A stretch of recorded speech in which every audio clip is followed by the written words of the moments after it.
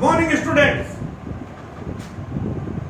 Atomic structure में आपके next heading आती है बोहर एटॉमिक थ्योरी में हमने आपको आयनाइजेशन एंथैल्पी, एक्साइटेशन एंथैल्पी बता दिया। देन आता है स्पेक्ट्रम। स्पेक्ट्रम वर्ड आप लोग बहुत छोटी क्लास से सुनते हुए आ रहे हैं, 6-7 से स्पेक्ट्रम आपने सुना हुआ है, पर आज थोड़ा सा गौर से समझिए कि क्या होता है। 9-10 तक आप क्या बोलते थे, पहले शुरू से बोलता हूं मैं।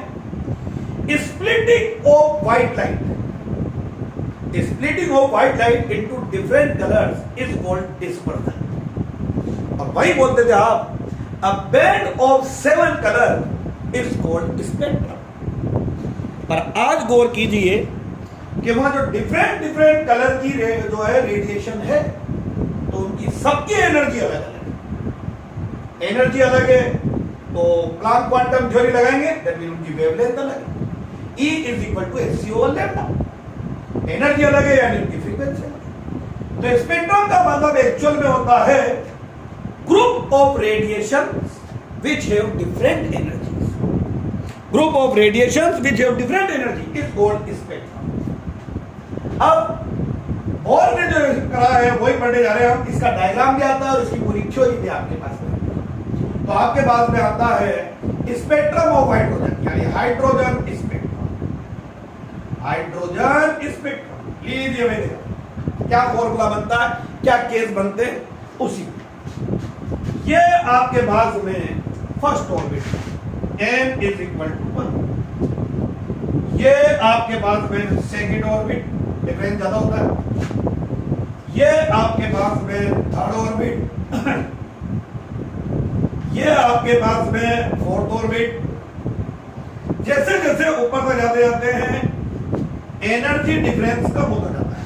n इज इक्वल टू 6 और ये n is equal to 7। Infinite का मतलब तो इलेक्ट्रॉन बाहर निकल चुका है। या समझ लीजिए बोर एटॉमिक थ्योरी खत्म होगी आपके इसी पे।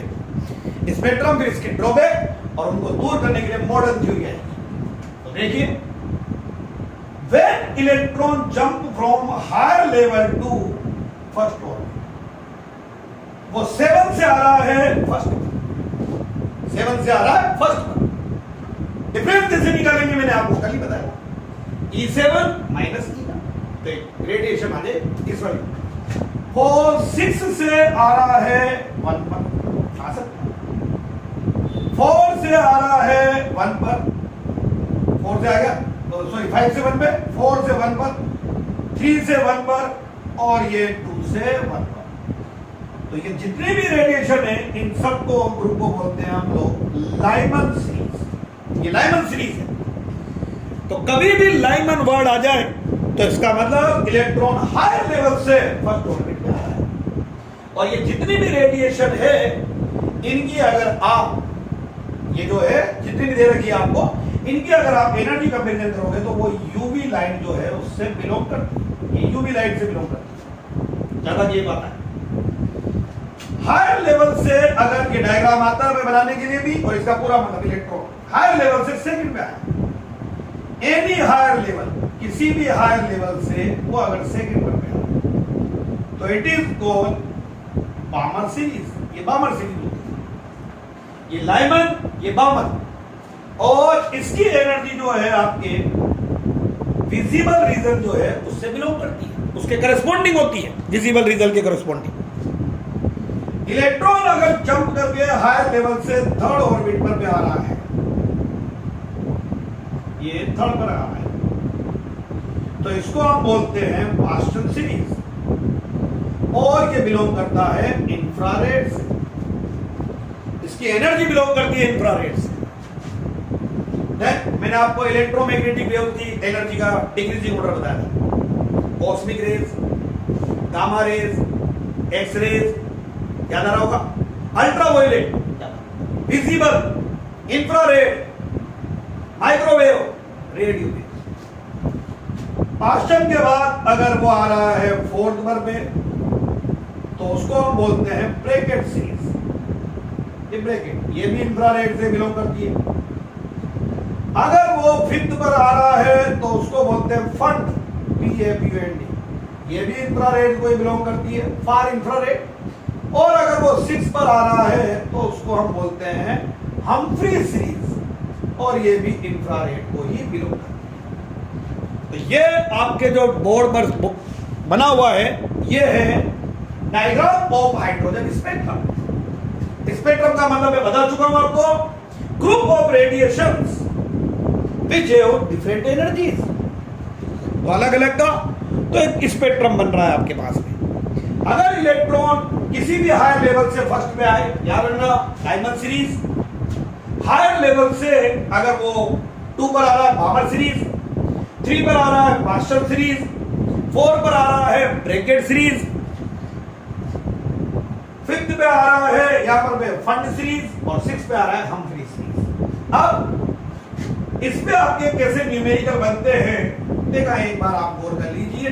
तो इन पे आपके न्यूमेरिकल बनते हैं स्पेक्ट्रम पे, इसका डेरिवेशन भी होता है, आप कर सकते हैं एनर्जी फॉर्मूले से, और अगर आप चाहें तो अलग अलग निकाल भी सकते हैं, चॉइस इज योर, आप अपने हिसाब से क्वेश्चन को अरेंज कर सकते हैं। तो देखिए भाई स्पेक्ट्रम क्या है, हम आपको बता चुके हैं लाइमन, ये सीरीज चल रही है, ये सीरीज N1 का मतलब जहां आ रहा है, N2 का मतलब जहां से आ रहा है। N1 की वैल्यू 1 होगी, लाइमन आते हैं N1 न्यूमेरिकल के लिए, और N2 की वैल्यू आपके पास में होगी बेटा 2 3 4 5 6 7 8 9, कुछ भी चलती है। बामर के लिए N1 की वैल्यू 2 होती है, 2 होती है, और इधर हो जाएगी 3 4 5 6 7 8 9, चलता जाएगा। बामर के बाद में आती है पास्चर सीरीज 3, तो ये हो जाएगा 4 5 6 7 8 9, ब्रैकेट, ये ब्रैकेट 4 5 6 7 8 9, फंड सीरीज 5 6 7 8 9, और ये हम्फ्री सीरीज 6 7 8 9। इस तरह से आपके ये स्पेक्ट्रम की सीरीज है, डायमंड, Balmer, Paschen, Brackett, Pfund and Humphreys series. और देन इसके बाद इन पे आपके न्यूमेरिकल कैसे हैं, आपको कैसे न्यूमेरिकल अटेम्प्ट करने हैं, तो देख लीजिए। इसके न्यूमेरिकल्स में आपको अभी बहुत कम करा रहा हूं, आपको सारे न्यूमेरिकल्स जब आपकी ऑफलाइन क्लासेस लगेगी तब कराए जाएंगे। अभी आप बस केवल थ्योरी की नॉलेज लीजिए, क्योंकि न्यूमेरिकल यह अच्छे से समझाए नहीं जा सकते, ये उसमें कंसेप्ट रखते हैं, दिमाग में आता है, उसको बहुत सारा सोचना पड़ता है। तो बताइए आप जितने हो सकते हैं उतने तो बता रहे हैं। क्वेश्चन है डेरिवेशन करके भी आप कर सकते हैं, तो इससे डेरिवेशन से भी फॉर्मूला बना सकते हैं, डायरेक्ट फॉर्मूला भी आप लिख सकते हैं। आपके बाद में आ जाए कैलकुलेट, यहां पर क्या है कैलकुलेट एनर्जी वेवलेंथ, तो भी पूछ सकते हैं आपसे। कैलकुलेट एनर्जी ऑफ, आपसे बोल दिया यहां पर फॉर बामर सीरीज, लीजिए